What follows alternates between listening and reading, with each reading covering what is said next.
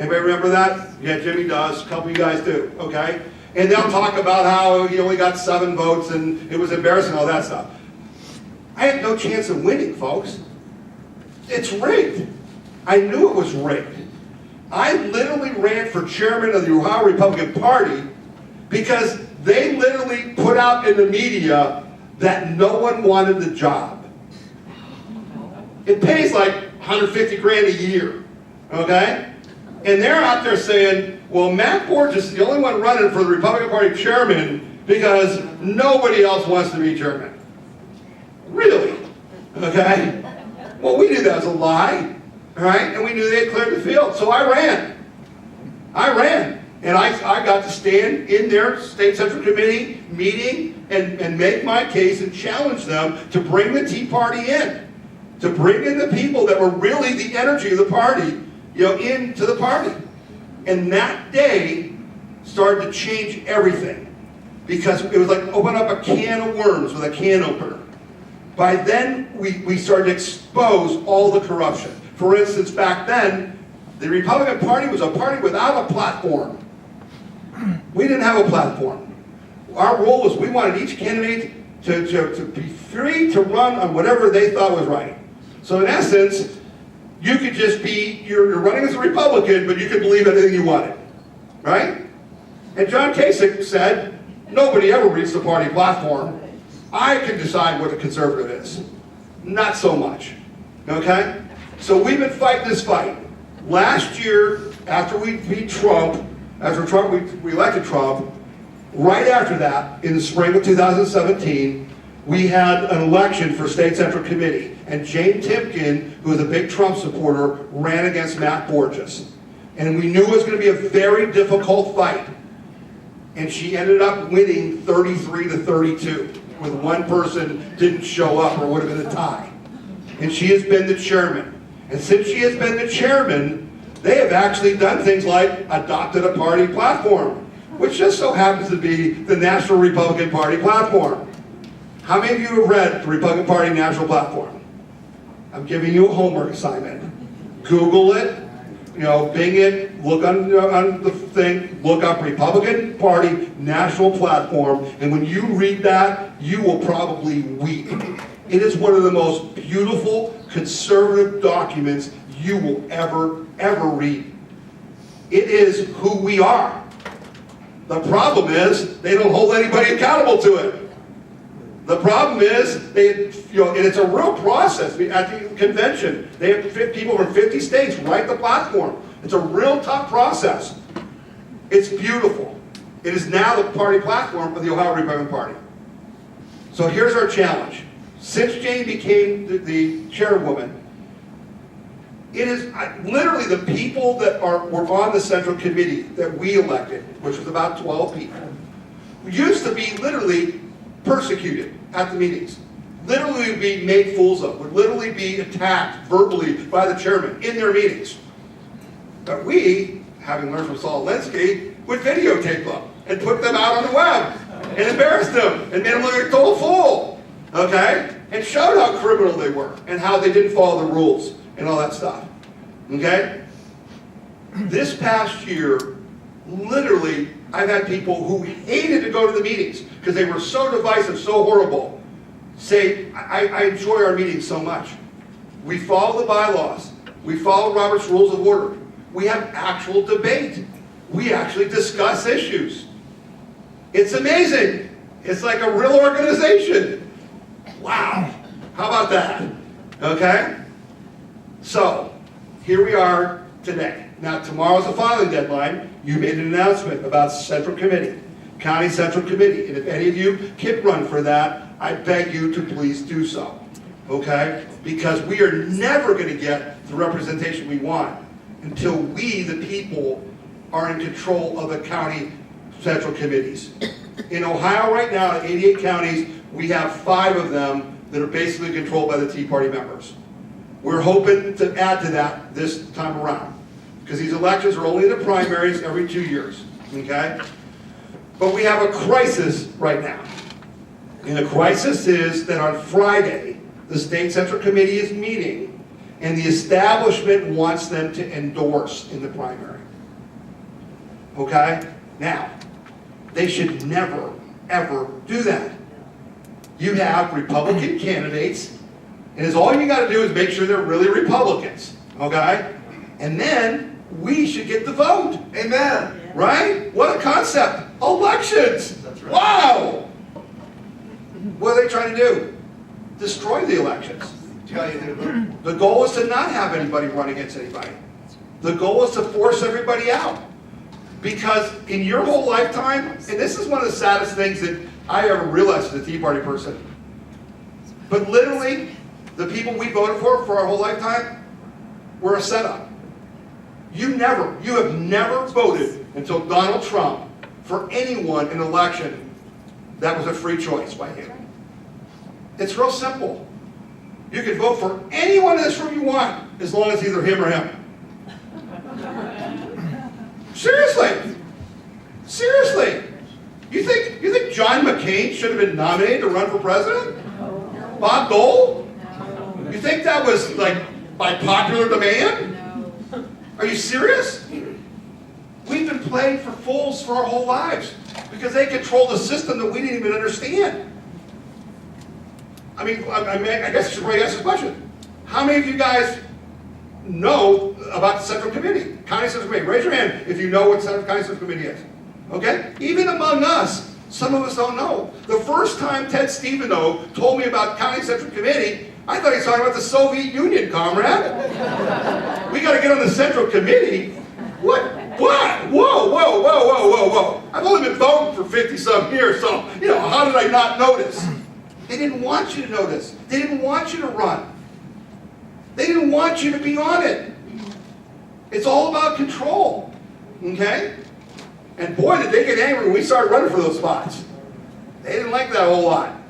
We don't need any Tea Party people at these meetings, okay? And they literally said that, okay? So here's our problem.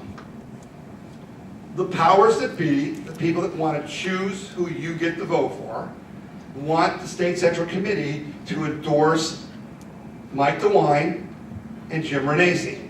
No. Okay? And that's what they're planning to do on Friday. Okay? And the whole goal is to diminish the other candidates and not let you choose.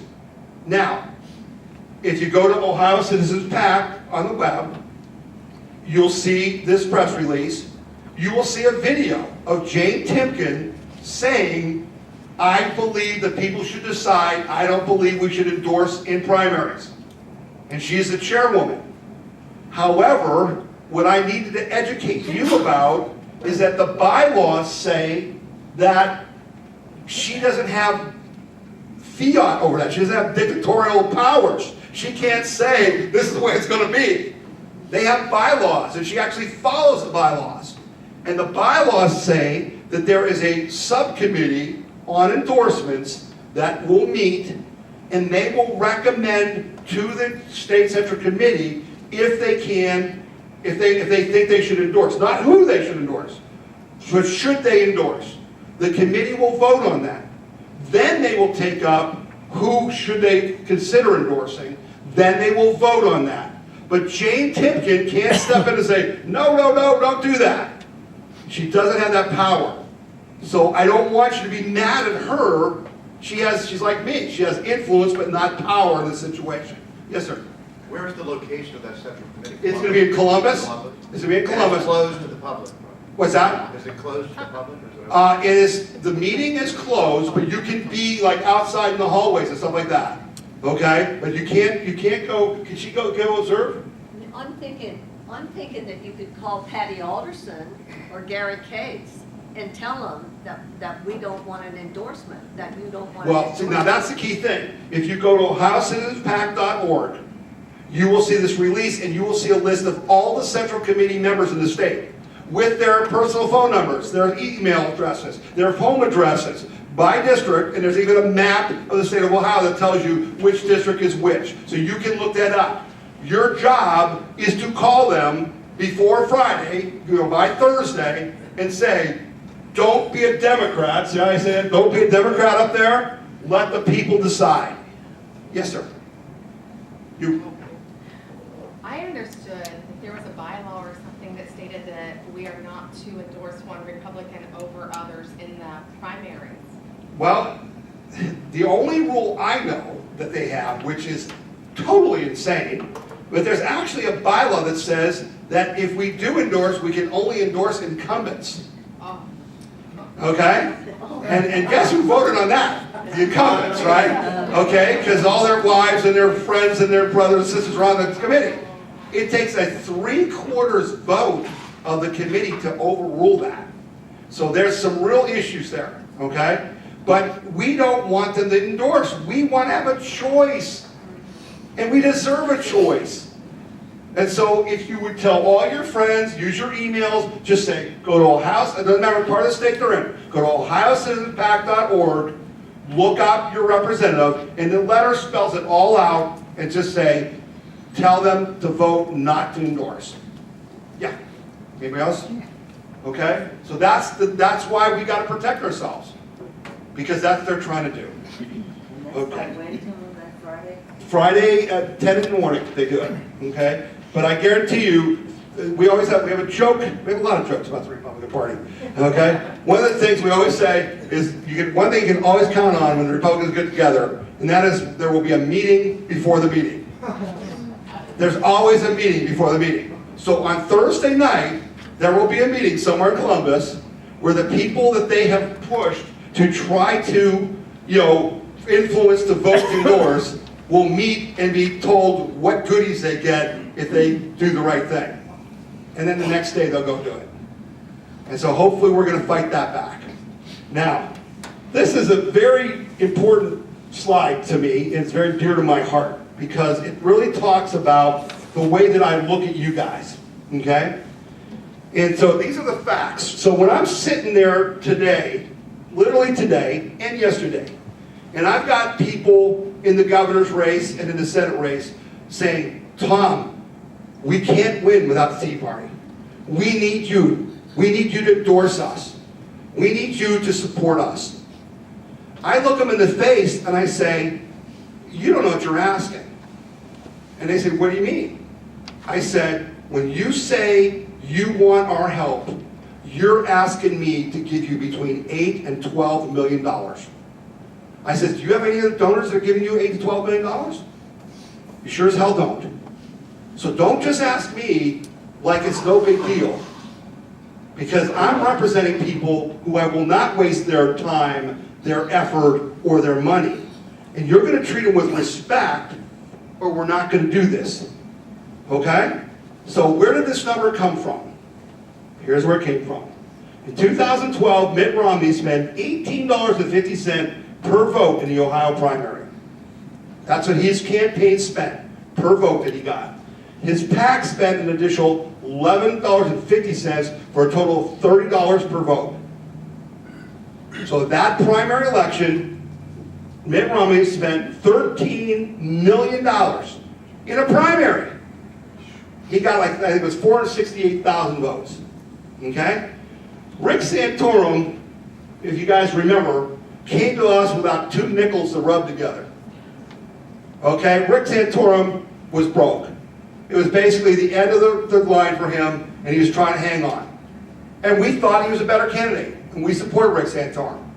So we got behind him. He had $6.50 in his campaign per vote. His PAC spent an initial $3 for a total of $9.50. So he was outspent 3-1. Okay? Nobody thought he had a chance. Romney was supposed to just cruise. Okay? So the election takes place, and his total spending was $4,250,000 compared to $13 million. The difference was $8,750,000. That election, it was a tie at worst, and Santorum was probably going to win until, surprise, on the Sunday before the election, there just happened to be a hit piece on Rick Santorum in all the Ohio newspapers. Oh, what a coincidence. Huh? Just what a coincidence. It's a total lie. It was totally made up. Okay? Rick Santorum ended up losing 38 to 37. He lost by 1 percentage point, and they had to cheat to do it. Well, what made up the difference? Okay? And Gingrich was in the race, by the way, too. He had 18%, Paul had 9%. But what made the difference up? You did. You did. You're knocking on doors, making phone calls. We're worth $8.7 million.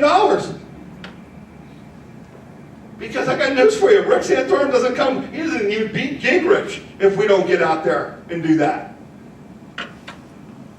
And guess what? For Donald Trump, your efforts are probably worth about $16 million. That's what you guys are worth. That's what I think in my mind, in my heart. That's how much I value you guys. And that's what I tell them when they ask for our help. You're not just asking for me to bring you over a cup of coffee. You're asking for tens of thousands of people to bust their butts to elect you. So don't just be flippant with me. Don't just act like it's no big deal. You're going to respect these people. Amen. And I'm going to demand that they respect you. Because there's nothing without you. You are the people. So now we're having a little different conversations with those folks, right?